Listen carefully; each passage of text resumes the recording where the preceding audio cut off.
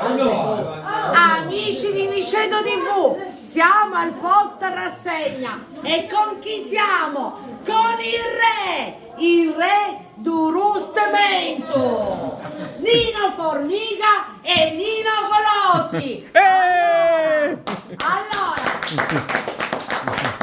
qualità, professionalità, attenzione, questa è salsiccia cotta, dorata, ma solo il talento lo permette. E allora, noi di Niceto TV siamo fieri, orgogliosi e felici di consegnare a loro le targhe per il riconoscimento di questa fatica, perché lo diciamo amici di Niceto TV, è una fatica. Grazie! No, non è una fatica, e che invece, cos'è? non è un piacere. È un piacere, un divertimento. Grazie!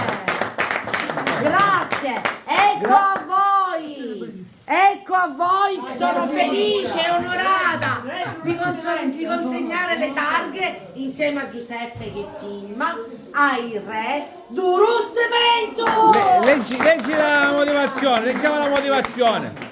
Allora, a Nino Formica, il re del rustimento, un sentito grazie per l'impegno profuso e l'entusiasmo dimostrato nell'organizzazione del momento gioioso della convivialità. Grazie! Ma noi diciamo sempre una cosa.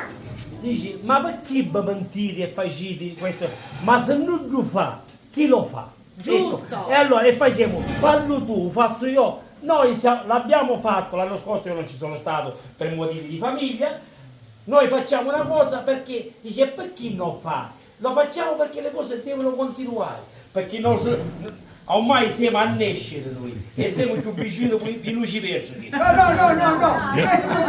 Lascia stare i luciferi. Lo dobbiamo pensare, perciò facciamo quello che la vita quello Allora che Nino, non pensiamo a queste cose, pensiamo che con gioia con le fate un servizio alla comunità. Sì, ma con le case e agli pensa. amici di Niceto TV. Grazie! Grazie!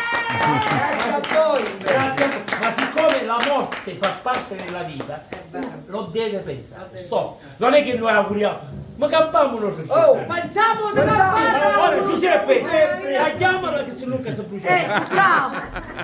Ciao amici di Niceto TV! E non è finita qui, continuiamo con le altre premiazioni.